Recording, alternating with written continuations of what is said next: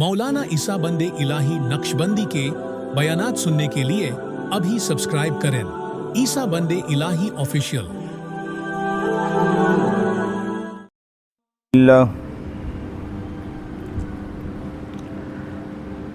अल्हम्दुलिल्लाहि नहमदुहु व नस्तईनुहु व नस्तगफिरुहु व नु'मिनु बिही व नतवक्कलु अलैहि व नऊज़ु बिल्लाहि मिन शुरूरि अनफुसिना व मिन सय्यिआति अअमालिना मन यहदिहिल्लाहु फला मुदिल्ल लहु व मन युद्लिल्हु फला हादिय लहु व नशहदु अल्ला इलाहा इल्लल्लाहु वहदहु ला शरीक लहु व नशहदु अन्न सय्यिदिना व मौलाना मुहम्मदन अब्दुहु व रसूलुहु। अम्मा बादु फ़अऊज़ु बिल्लाहि मिनश शैतानिर रजीम बिस्मिल्लाहिर रहमानिर रहीम।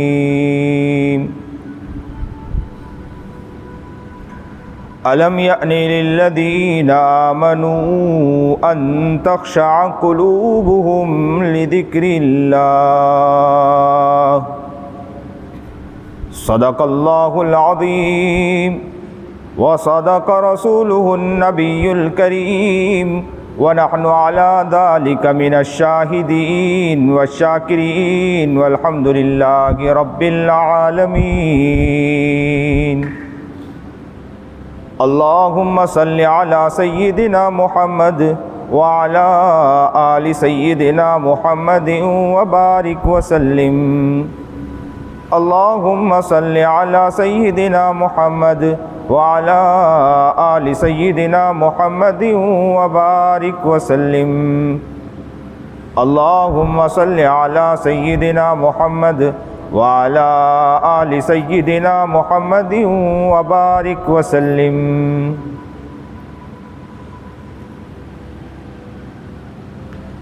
वाजिबुल एहतराम काबिल तकरीम बुज़ुर्गान मोहतरम,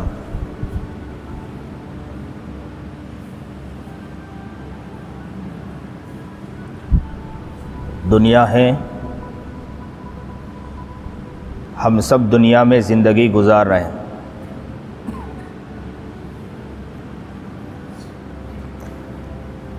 लेकिन असल कामयाबी कौन सी है उसे हमें समझना है, वरना बहुत से लोग दुनिया में पहले भी आए हैं और ज़िंदगी गुजार के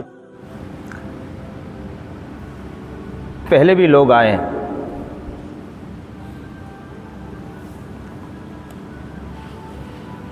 लेकिन कामयाब वो नज़र आया जिसने अपने आप को पहचान लिया और समझ लिया कि मैं किस मकसद के लिए आया हूँ। और समझदार इंसान वो है कि जो अपने मकसद को समझ जाए। एक इंसान दुकान खोलता है, कारोबार खोलता है, अगर मकसद समझ लिया तो बहुत कामयाब होता है। किसी जगह नौकरी के लिए आप चले जाएं, आप काम ना करें,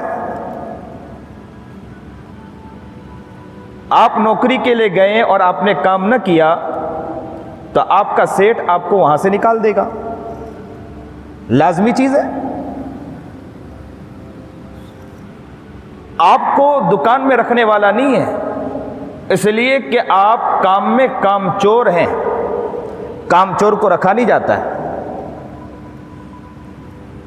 अल्लाह रब्बुल इज़्ज़त ने इतनी बड़ी कायनात को बनाया है, कोई मकसद होगा। बेमकसद कोई चीज तो पैदा नहीं होती है, बेमकसद किसी चीज को तो बनाया नहीं जाता है। कोई ना कोई मकसद होता है कि जिस मकसद के तहत उस चीज को बनाया जाता है, वरना जिंदगी तो बहुत लोग गुजार के चले गए। بس کامیاب وہ انسان ہے کہ جو مقصد کو سمجھ جائے کہ مقصد کیا ہے. اتنی بڑی کائنات کو بنایا، چاند اپنی جگہ کام کر رہا ہے، سورج اپنی جگہ کام کر رہا ہے، ستارے اپنی جگہ کام کر رہے ہیں، شجر و حجر اپنی جگہ کام کر رہے ہیں.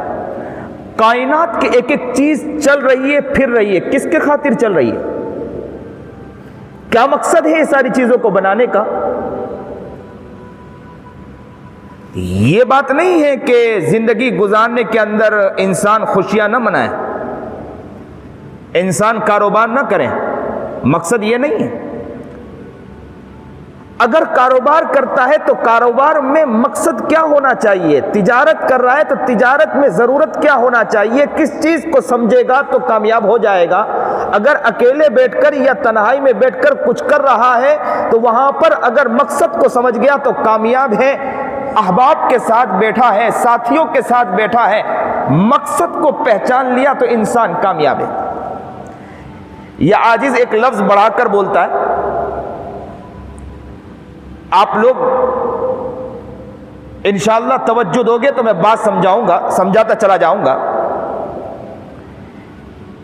کہ اکیلے بیٹھے ہو تو ایک کو ساتھ لے لو، دو بیٹھے ہو تو تین کو ساتھ لے لو، اجتماعیت کے ساتھ بیٹھے ہو تو ایک اور کو ساتھ لے لو، اور وہ ساتھ کون ہے؟ اللہ رب العزت ہے. اگر اللہ رب العزت ان درمیان آ گئے تو یاد رکھنا ہمارا ہر کام آسان ہو جائے گا. بہت آسان فارمولا. آپ تجارت کر رہے ہیں، اللہ کو بیچ میں لے لو. آپ روپیے خرچ کر رہے ہیں گھر کے اندر، اللہ کو بیچ میں لے لو. آپ اگر فضول خرچی کر رہے ہیں، اللہ کو بیچ میں لے لو. آپ کسی کو کچھ دے رہے ہیں، اللہ کو بیچ میں لے لو. اللہ کو آپ جب درمیان میں لوگے تو کام آسان ہو جائے گا. اللہ درمیان میں نہیں تو کام مشکل ہو جائے گا. ایک انسان مجمع کے اندر بیٹھا ہے اور ایک انسان تنہائی میں بیٹھا ہے، لیکن تنہا بیٹھے رہنے والا انسان اگر اس کے درمیان اللہ نہیں ہے تو وہ بھی گناہوں میں مبتلا ہو سکتا ہے. ہم نے تو وہ بھی احباب کو دیکھا ہے،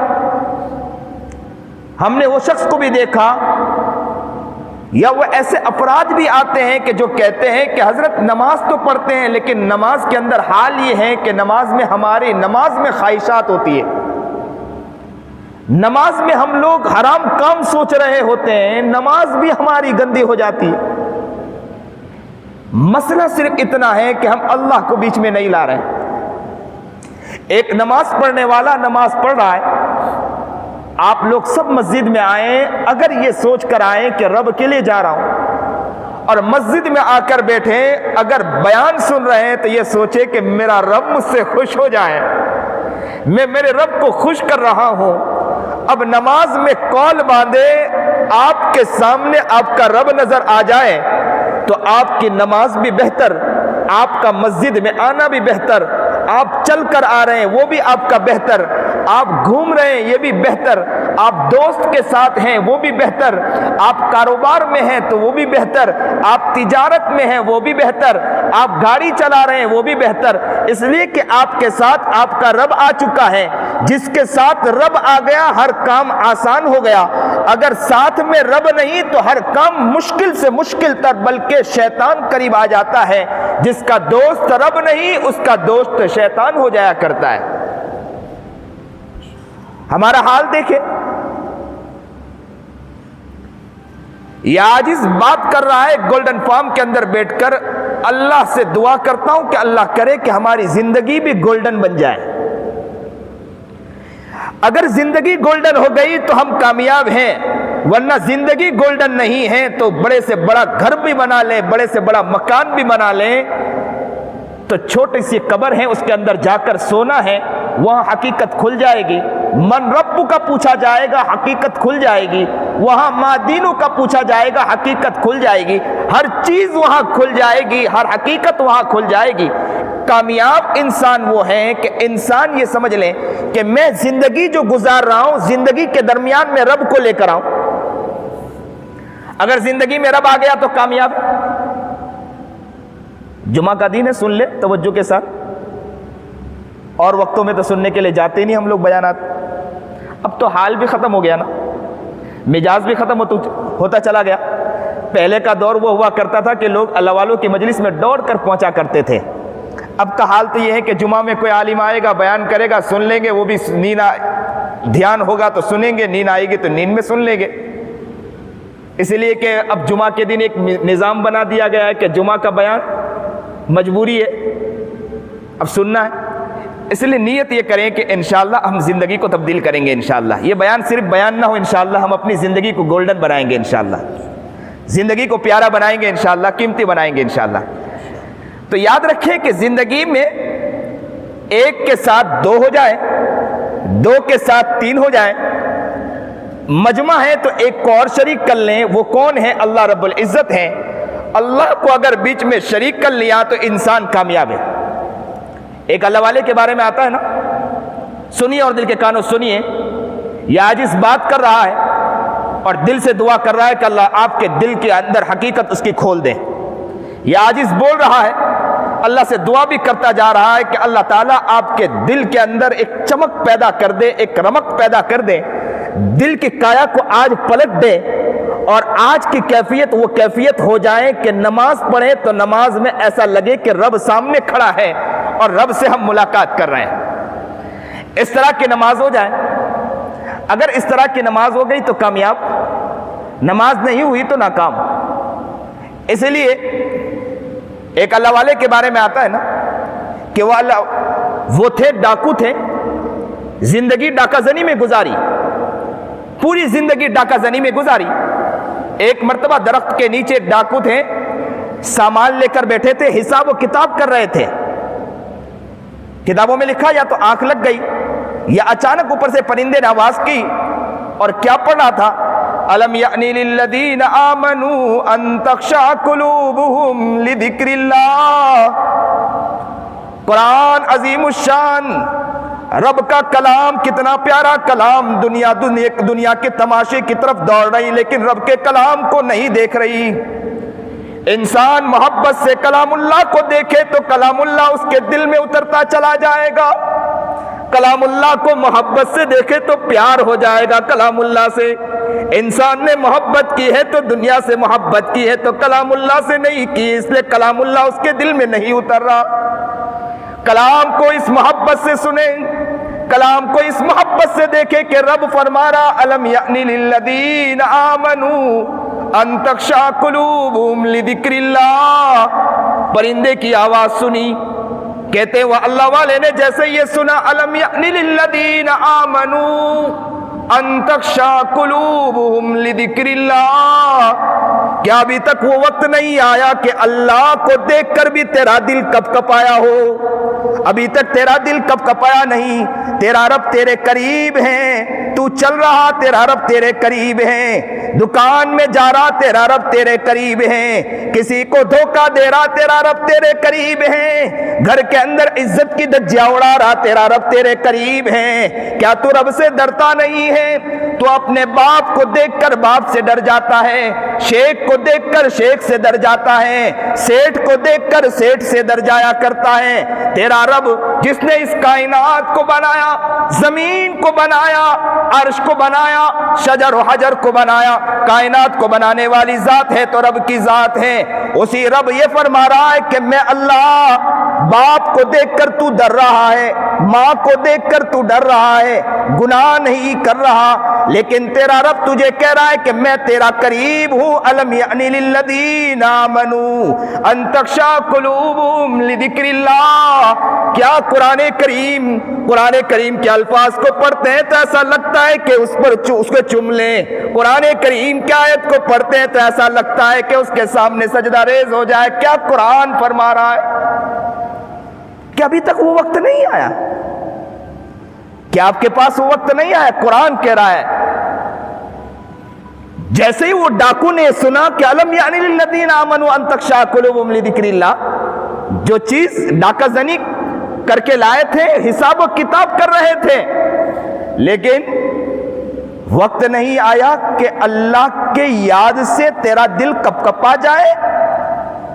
یہ سنا تو کپ کپا گئے، رونے لگے، ہاتھ اٹھا دیا، اللہ سے دعا کی کہ اللہ میں معافی مانگتا ہوں، میں مانتا ہوں کہ آج تک تجھے لے کر نہیں چلا، میں نے دنیا کو لے کر چلا ہوں، تجھے چھوڑ کر چلا ہوں۔ رب سے معافی مانگی، اللہ نے ولایت کے مقام پر پہنچا دیا۔ کیسی معافی مانگی؟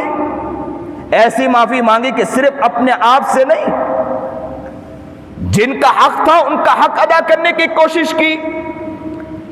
انہوں نے تلاش کیا کہ میں نے کن کا حق مارا ہے، جن کا حق مارا تھا ان کے پاس پہنچے، ان سے جا کر معافی مانگی اور کہا کہ میں معافی چاہتا ہوں، اور میں نے جو سامان اگر آپ کہیں تو میں کما کر آپ کو لا کر دے دیتا ہوں، آپ کا حق ہے میں آپ کا حق ادا کر دیتا ہوں۔ سب کو جا کر اس کا حق ادا کیا۔ ایک یہود تھا، یہودی کے پاس پہنچے اور پہنچنے کے بعد کہا کہ میں آپ سے معافی مانگنے آیا ہوں کہ آپ کا سامان باقی، آپ کی چیزیں باقی۔ تو کہا کہ میرا ایک کام کر دیجئے۔ کہا کیا کام ہے؟ ایک بورا لیا، اس میں ریت بھر دیا اور کہا کہ اس میں سونا ہے، اس کو کھول کے نہ دیکھنا، وہاں جا کے رکھ کر آؤ، وہاں جا کر رکھ کر آئے۔ پھر اس کے بعد کہا کہ وہاں سے لے کر آئے، لے کر آئے، کہا کہ دیکھو سونا ہے، آپ نے حق تو نہیں مارا اندر؟ تو کہا کہ نہیں مارا۔ اب یہ یہودی سوچ رہا تھا کہ اندر تو میں نے ریتی بھری ہے، اندر سے سونا کہاں نکلنے والا ہے؟ تو اس نے جیسے ہی کھولا اندر سے سونا نکل آیا۔ تو کہا کہ یہ کہاں سے آیا؟ بولے کہ آپ نے سونا رکھا تھا، سونا ہی نکلے گا نا۔ تو کہا میں نے سونا نہیں رکھا تھا، میں نے ریت رکھی تھی۔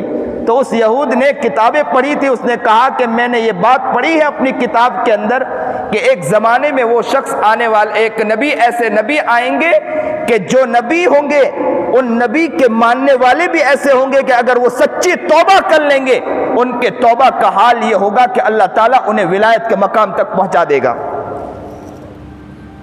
اللہ اکبر کبیرہ۔ قرآن فرما رہا الم یعنی للذین آمنوا ان تخشع قلوبہم لذکر اللہ۔ اے گولڈن فارم والو، ابھی تک تمہاری زندگی گولڈن نہیں ہوئی۔ قرآن کہہ رہا ہے کہ ابھی تک خوف نہیں تمہارے دل میں پیدا ہوا اللہ کی یاد سے۔ ایک ہے تو دو کو ساتھ لے لیں، دو ہیں تو تین کو ساتھ لے لیں، اور اگر جماعت ہے تو اس میں ایک اور ساتھ لے لے۔ وہ کون ہے؟ اللہ رب العزت۔ اگر زندگی میں ہر جگہ اللہ رب العزت ساتھ ہوگا تو آپ کو زندگی میں کبھی پریشانی نہیں آنے والی۔ آپ کسی کو دے رہے ہیں، رقم دے رہے ہیں، لیکن رقم کے اندر آپ کے دل میں خیال آیا کہ رب دیکھ رہا ہے تو آپ فضول خرچی نہیں کرو گے۔ اسی لیے کسی کہنے والے نے یہاں تک کہا کہ مال کمانے سے کسی نے نہ نہیں کہا، مال کو دل میں اتارنے سے نہ کہا ہے۔ مال کمانے سے کسی نے نہ نہیں کہا ہے، مال کو دل میں اتارنے سے نہ کہا ہے۔ مال جب دل میں اتر جاتا ہے تو انسان کے اندر غفلت پیدا ہو جاتی ہے۔ مال دل میں اتر جاتا ہے تو وہ سرکشی پر اتر جاتا ہے۔ مال جب دل میں اتر جاتا ہے لوگوں کی عزت کی دھجیاں اڑتی ہے۔ مال جب دل میں اتر جاتا ہے تو اندر بڑکپن آ جاتا ہے۔ مال جب دل کے اندر اتر جاتا ہے تو کسی کو اہمیت نہیں دیتا ہے۔ مال جب دل میں اترتا ہے تو وہ انسان اپنے آپ کو بڑا سمجھنے لگتا ہے۔ مال جب دل میں اترتا ہے تو مکاری اس کے اندر آ جاتی ہے۔ مال جب دل میں اترتا ہے تو وہ کسی کا احترام نہیں کرتا۔ مال جب دل میں اترتا ہے وہ اللہ والوں کی مجلس میں شریک نہیں ہوتا۔ مال جب دل میں اترتا ہے تو وہ مسائل کے حلقوں میں شریک نہیں ہو پاتا۔ مال جب دل میں اترتا ہے تو وہ انسان دوری سے دوری بناتا چلا جاتا ہے۔ وہ اللہ والوں کے قریب، علماء کے قریب، نیک مجلسوں کے قریب، نیک محفلوں کے اندر وہ شریک نہیں ہو پاتا ہے۔ اسی لیے آج اس بات کی نیت کرنی ہے کہ زندگی کو ہم گولڈن بنائیں گے، زندگی کو ہم پیارا بنائیں گے۔ اگر زندگی کامیاب تو انسان کامیاب اور انسان آگے بڑھتا چلا جائے گا، اور زندگی ناکام ہے تو دنیا سے بہت لوگ چلے گئے ہیں، ہمیں بھی ایک دن دنیا سے جانا ہے اور مٹی میں جا کر سونا ہے۔ کوئی چیز کام آنے والی نہیں ہے۔ اسی لیے اصل انسان وہ ہے کہ جو زندگی کو اصل پہچان لیں۔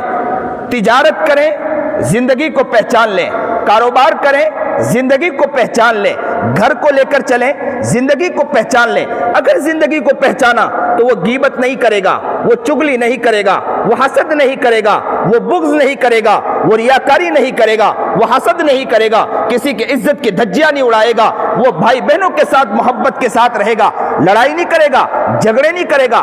آج تو حال یہ ہے کہ جتنا دیندار بنتے چلے جاؤ، یا جتنے مالدار ہوتے چلے جاؤ، یا جتنے نیک بنتے چلے جاؤ، وہ اتنا غیبت میں مبتلا نظر آتا ہے۔ غیبت اور چغلیاں، حسد اور بغض، ریاکاری اور جھوٹ، دغابازی اور دھوکہ، اس نے تو ہمارے اعمال کو ختم کر کے رکھ دیا ہے۔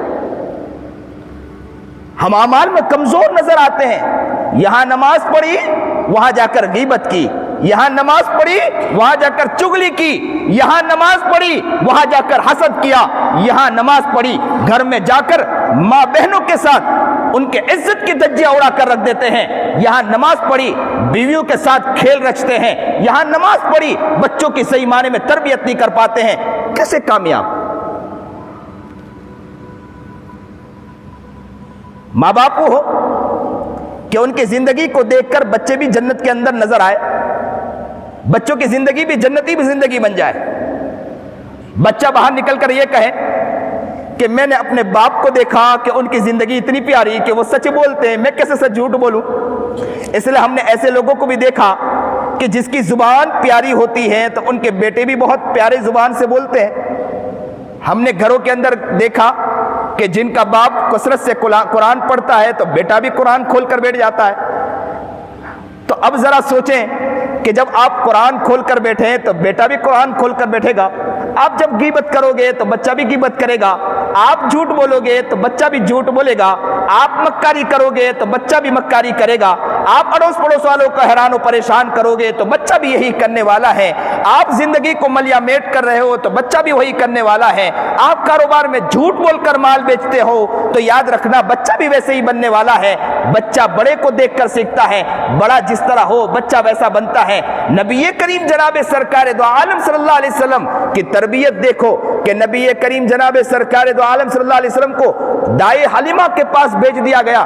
جس علاقے کے اندر بھیجا گیا تھا وہ علاقہ وہ تھا جو عربی ادب میں بڑے ماہر لوگ ہوا کرتے تھے۔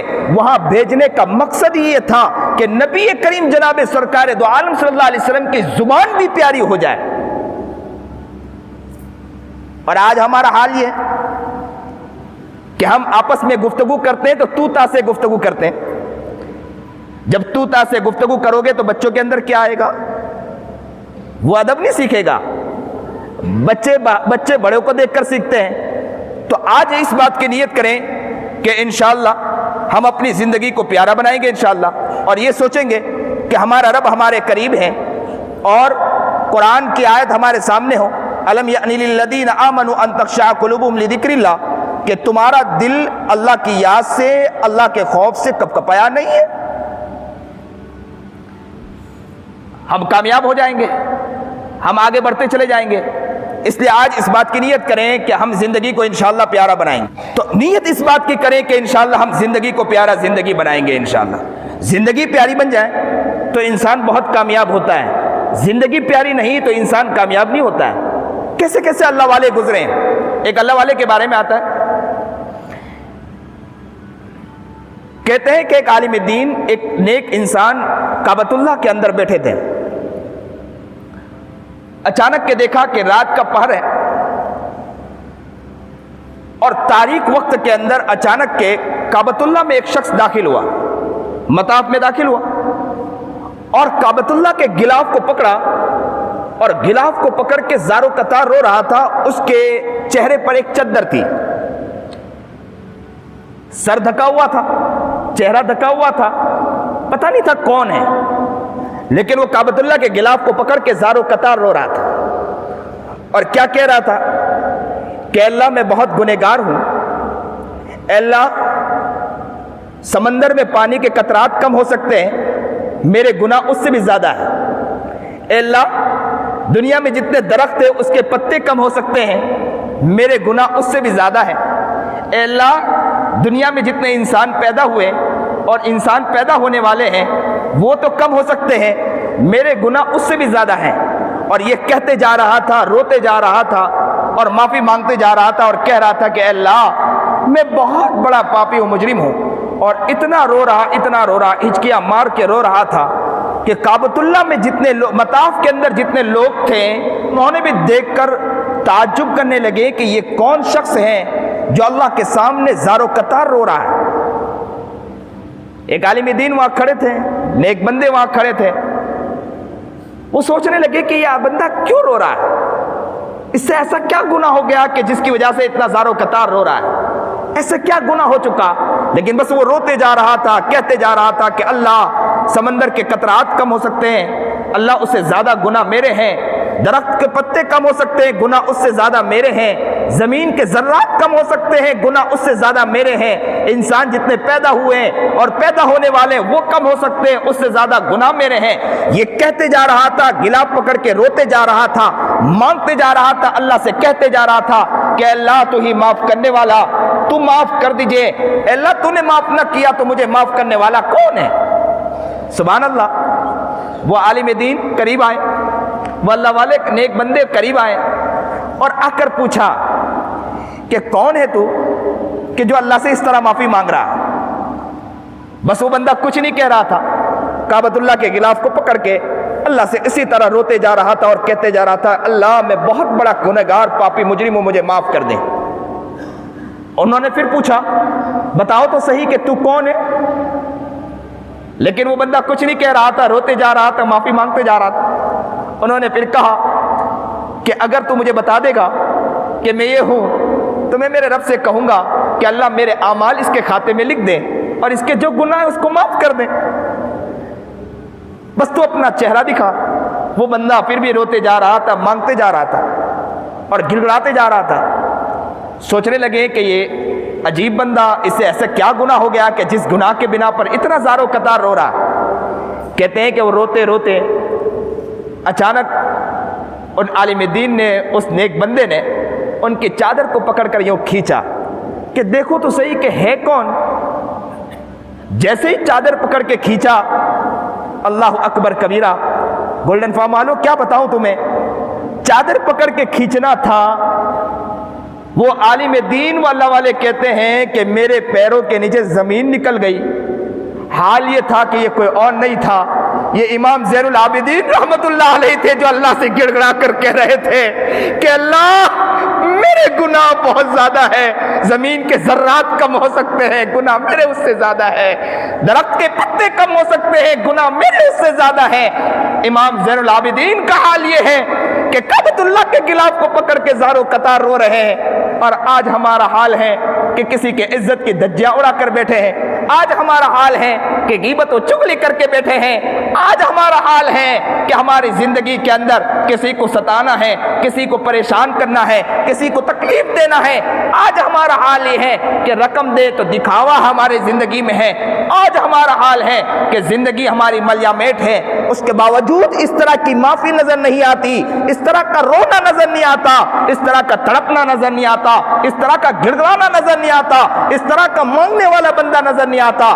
ہم تو وہ ہو کہ ہمارا مزاج وہ ہو، ہماری زندگی میں گناہ بہت ہے، ہماری زندگی غفلت میں بہت گزر رہی ہے، ہماری زندگی بیکار زندگی گزر رہی ہے۔ ایسے وقت میں ہمیں تو بہت کچھ اللہ سے مانگنا چاہیے تھا، ہمیں تو بہت رونا چاہیے تھا، بہت گڑگڑانا چاہیے تھا، اللہ سے کہنا چاہیے کہ اللہ زندگی میں گناہ بہت ہیں، پتے کم ہو سکتے ہیں، گناہ اس سے زیادہ ہیں، ذرات کم ہو سکتے ہیں، گناہ اس سے زیادہ ہیں، اللہ سمندر کے قطرات کم ہو سکتے ہیں، گناہ اس سے زیادہ ہے۔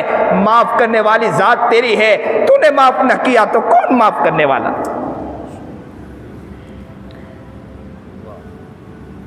اس بات کی نیت کریں کہ زندگی کو انشاءاللہ ہم گولڈن بنائیں گے، تاکہ اللہ کے پاس جائیں تو اللہ یہ نہ کہہ دیں کہ گولڈن فارم میں تو رہ کر آئے لیکن زندگی تمہاری گولڈن نظر نہیں آ رہی۔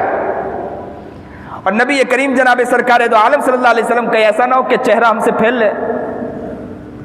اور نبی کریم جناب سرکار دو عالم صلی اللہ علیہ وسلم یہ عاجز ایک بات اکثر کہا کرتا ہے کہ اگر اللہ تعالیٰ نے ہمارے لیے فیصلہ کر دیا کہ خذوہ فغلوہ ثم الجحیم صلوہ ثم فی سلسلۃ ذرعها 70 ذراعا فاسلکوہ، انہیں پکڑو، انہیں زنجیروں میں جکڑو، اٹھا کر جہنم میں پھینک دو۔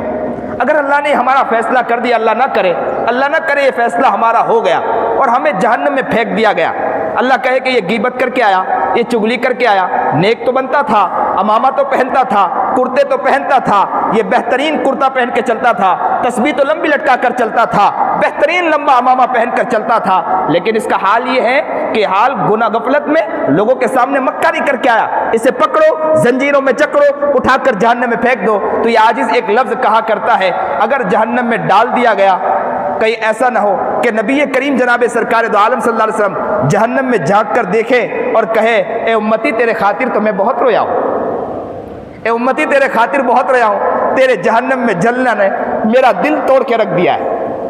دوسرا لفظ یہ عاجز کہا کرتا ہے کہ کہیں ایسا نہ ہو کہ ہم جہنم میں گرے ہوں اور کافر ہمارے قریب آئیں اور کافر آ کر کہیں کہ ہم تو بت پوجا کرتے تھے، مورتی پوجا کرتے تھے، اس لیے ہمیں جہنم میں ڈالا گیا، تم تو اللہ کے نبی کے اوپر ایمان لائے، اللہ پر ایمان لائے، پھر بھی تمہیں جہنم میں ڈالا گیا۔ اللہ ہماری حفاظت فرمائے، اللہم احفظنا من، اللہم احفظنا من، اے اللہ جہنم سے ہماری حفاظت فرما، جنت میں ہمیں اعلیٰ اور اعلیٰ سے اعلیٰ مقام پر مقام، ہمارے گھر، ہمارے افراد، ہمارے خاندان، سب کو بہترین مقام، نبی علیہ الصلوۃ والسلام کا ہاتھ ہو، ہمارا ہاتھ، اور نبی علیہ الصلوۃ والسلام اپنے ہاتھ سے ہمیں پکڑ کے جنت کی طرف لے جا رہے ہو، اللہ ہمیں ایسا سبیل بنا دے، ہماری زندگی ایسی بنا دے۔ آج نیت ہر شخص انشاءاللہ کریں کہ انشاءاللہ ہم اپنی زندگی کو پیارا بنائیں گے انشاءاللہ۔ وآخر الدعوانا الحمدللہ رب العالمین۔ آخر میں ایک اعلان یہ کر دوں کہ عاجز آپ تو جانتے ہیں کہ جامعہ العلوم چلا رہا ہے، یہاں پر کوسمبا، جونا کوسمبا میں ادارہ MH کے پیچھے، وہاں ماشاءاللہ ہر سنیچر کو بعد عشاء ذکر کی مجلس ہوتی ہے، ذکر کی مجلس ہوتی ہے، تو آپ سب نیت کرو کہ انشاءاللہ ذکر کی مجلس کو آباد کریں انشاءاللہ۔ میں ایسے ایسے علاقے میں جا کر دیکھا ہوں جہاں مال نہیں ہے، دین نہیں، وہاں پر بہت زیادہ محبت ہے، لوگ دوڑتے ہیں، اور جہاں پر مال آتا ہے وہاں خمار آ جاتا ہے، لوگ وہاں خالی بنجر نظر آتا ہے، پورا علاقہ بنجر نظر آتا ہے، پتہ نہیں کیا ماحول ہے۔ تو آج نیت کرو، آپ نیت کرو کہ انشاءاللہ ہم ماحول بنائیں گے انشاءاللہ۔ اللہ ہم سب کو نیک بنائے، متقی اور پرہیزگار بنائے، سنت و شریعت پر چلنے کی توفیق عطا فرمائے۔